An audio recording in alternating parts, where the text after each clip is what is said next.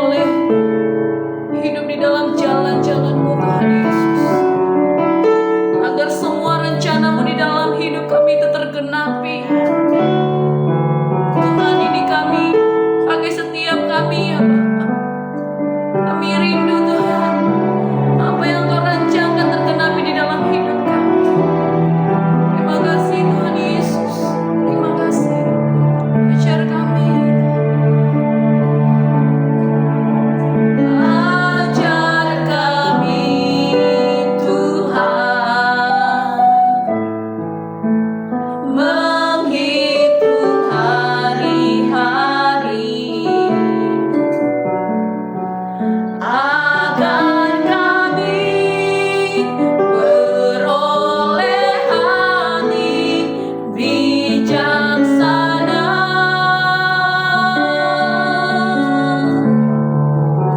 Ajar kami Bapa,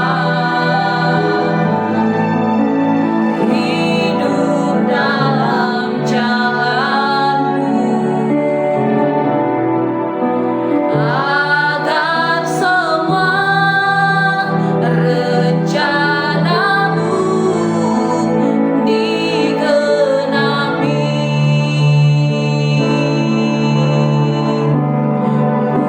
Mulialah nama-Mu Tuhan,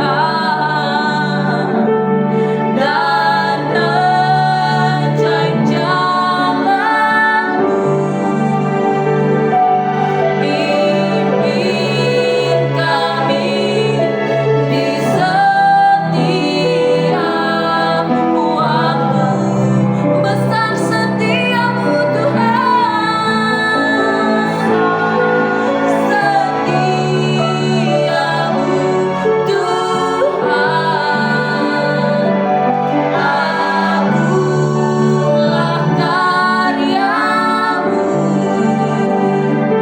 Yesus, kami bersyukur padamu.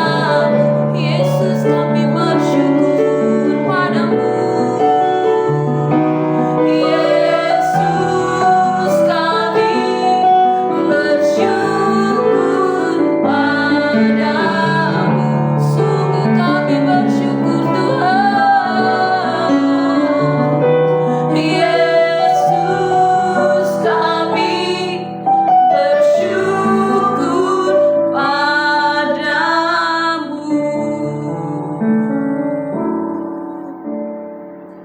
Ini yang kami rindukan ya Tuhan, bahwa Engkau memimpin setiap langkah kami. Kami perlu Engkau ya Tuhan Yesus. Setiap hari, setiap waktu kami perlu Engkau. Ajar kami Tuhan, untuk setiap hari boleh hidup di dalam rancangan, di dalam jalan-jalan Tuhan. Sebab itu, berfirmanlah bagi setiap kami. Biar lewat firman-Mu Tuhan, kami boleh mengerti apa yang Tuhan kehendaki di dalam hidup kami. Dan mampukan kami untuk melakukannya. Terima kasih Tuhan Yesus, bersabdalah di dalam nama Yesus, haleluya. Amin. Shalom Bapak Ibu Saudara yang dikasih Tuhan. Kita berjumpa lagi dalam perenungan intim dengan Allah. Pada hari ini, hari Kamis tanggal 26 Februari 2026, kita akan mendengarkan dan merenungkan sebagian daripada firman Tuhan yang bertemakan 2 tanggapan sombong terhadap Injil. Pada perenungan hari ini yang berfokus dalam Markus 2 ayat 13-17. Dan pembacaan Alkitab kita dalam 1 tahun ini terdapat di dalam Keluaran pasal 19 sampai pasal 20 dan 1 Tesalonika pasal yang kelima. Saya harap Bapak Ibu Saudara-saudari dapat membacanya terlebih dahulu. Pada perenungan hari ini ayat emasnya yang terambil dalam 1 Korintus 1 ayat 31, saya akan bacakannya. Demikian firman Tuhan. Karena itu seperti ada tertulis, barang siapa yang bermegah, hendaklah ia bermegah di dalam Tuhan. Injil adalah kabar terbaik yang pernah diberikan kepada manusia. Injil berbicara tentang kasih Allah yang mencari manusia berdosa, tentang anugerah yang menyelamatkan tanpa syarat, dan tentang Kristus yang menanggung apa yang tidak sanggup kita tanggung. Namun ironisnya, Injil yang begitu indah justru sering ditanggapi dengan cara yang keliru. Banyak orang mengira bahwa penolakan terhadap Injil hanya terjadi pada mereka yang hidupnya jauh dari Tuhan. Padahal firman Tuhan menunjukkan bahwa bahaya terbesar Injil justru terletak pada cara kita menanggapinya dengan hati yang sombong, baik secara terang-terangan maupun terselubung. Kesombongan rohani tidak selalu tampak dalam sikap merasa paling benar. Kadang-kadang ia menyamar sebagai kerendahan hati yang palsu, rasa tidak layak yang berlebihan, atau penyesalan yang tidak berujung pada iman. Di satu sisi, ada orang yang merasa terlalu baik untuk Injil. Di sisi lain, ada yang merasa terlalu buruk untuk Injil. Namun, firman hari ini menyingkapkan kebenaran penting kalau keduanya lahir dari akar kesombongan yang sama. Injil memanggil kita hidup dalam terang, terang yang membongkar kesombongan, meluruskan cara pandang kita tentang diri sendiri, dan mengarahkan segala kemegahan hanya kepada Tuhan. Tema hari ini mengajak kita untuk memeriksa hati, apakah respon kita terhadap Injil sungguh-sungguh lahir dari iman atau masih dikendalikan oleh kesombongan yang halus dan tersembunyi? Surat 1 Korintus ditulis oleh Rasul Paulus kepada jemaat di Korintus, sebuah kota besar yang maju secara ekonomi, filsafat, dan budaya, namun sangat rusak secara moral dan rohani. Jemaat Korintus hidup di tengah budaya yang menjunjung tinggi hikmat manusia, status sosial, kefasihan berbicara, dan prestasi pribadi. Masalah utama jemaat Korintus adalah kesombongan rohani, yaitu membanggakan pemimpin rohani tertentu, merasa diri lebih rohani daripada yang lain, mengukur iman dengan ukuran dunia. Dalam pasal 1, Paulus dengan tegas menyatakan bahwa keselamatan bukan hasil hikmat, kekuatan, atau kehebatan manusia, melainkan karya Allah semata melalui salib Kristus. Puncaknya adalah ayat 31, di mana Paulus mengutip Yeremia 9 ayat 23-24 untuk menegaskan bahwa segala kemegahan manusia harus ditanggalkan. Barang siapa bermegah, hendaklah ia bermegah di dalam Tuhan. Ayat ini menjadi dasar teologis untuk memahami bagaimana Injil menghancurkan kesombongan manusia, baik kesombongan yang merasa mampu maupun kesombongan yang menolak untuk percaya. Ada makna di balik 1 Korintus 1 ayat 31, yaitu terkait Injil dan kemegahan yang benar. Ayat ini menegaskan satu prinsip besar Injil, yaitu Injil meniadakan semua alasan manusia untuk bermegah atas dirinya sendiri. Dalam terang Injil, kita tidak cukup baik untuk menyelamatkan diri. Kita juga tidak terlalu buruk untuk diselamatkan Kristus.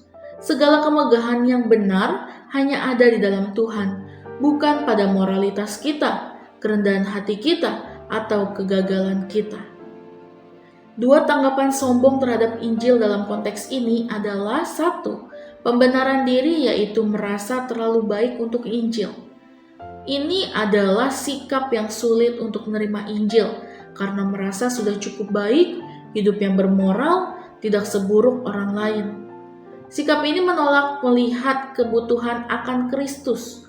Lukas 18 ayat 11-12 mengatakan, orang Farisi itu berdiri dan berdoa dalam hatinya, "Ya Allah, aku mengucap syukur kepadamu karena aku tidak sama seperti orang lain." Contoh sehari-hari, seperti merasa tidak perlu bertobat karena aktif di gereja, membandingkan diri dengan orang lain untuk merasa benar, menganggap dosa kecil tidak perlu dibawa ke salib. Ini adalah kesombongan yang mengenakan pakaian kesalehan. Lalu yang kedua, merendahkan diri palsu, yaitu merasa terlalu buruk untuk Injil. Di sisi lain, ada orang yang berkata seperti, "Dosaku terlalu besar," atau "Aku sudah terlalu jauh," atau "Tuhan pasti tidak bisa mengampuni aku." Sekilas terlihat rendah hati, tetapi sebenarnya ini adalah kesombongan yang menolak kemampuan Kristus. Dalam 1 Yohanes 1 ayat 7 dikatakan, darah Yesus menyucikan kita dari segala dosa. Contoh sehari-hari seperti terus hidup dalam rasa bersalah tanpa percaya pengampunan, merasa tidak layak datang kepada Tuhan, mengukur kuasa salib dengan dosa pribadi. Ini adalah kesombongan yang meragukan kuasa anugerah. Keterkaitan tema mingguan dengan tema harian tercatat seperti hidup dalam terang Injil, berupa melihat diri apa adanya, berdosa tetapi dikasihi, hidup jujur di hadapan Allah, dan bermegah di dalam Tuhan. Seperti tidak bermegah di atas kebaikan, tidak bermegah atas kegagalan, hanya bermegah atas salib Kristus, seperti dalam Galatia 6 ayat 14 yang berkata, "Aku sekali-kali tidak mau bermegah selain dalam salib Tuhan kita, Yesus Kristus." Refleksi kita pada hari ini, setiap kali kita merasa terlalu baik atau terlalu buruk untuk Injil, kesombonganlah yang sedang bekerja. Injil memanggil kita untuk datang apa adanya dan kita bermegah hanya di dalam Tuhan. Amin. Mari kita sama-sama berdoa.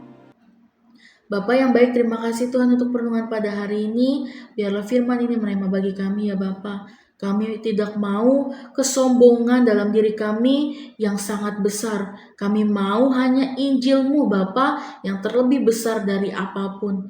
Kami tidak mau dikendalikan oleh kesombongan kami. Kami mau dikendalikan oleh firman-Mu ya Bapa. Bentuklah hati kami untuk seturut dengan kehendak-Mu ya Bapa. Kami mau hidup dalam terang Injil Kristus. Terima kasih ya Bapa untuk firman pada hari ini. Kami menyerahkan seluruh hidup kami ke dalam tangan-Mu. Biarlah kehendak-Mu yang jadi bagi kami ya Bapa.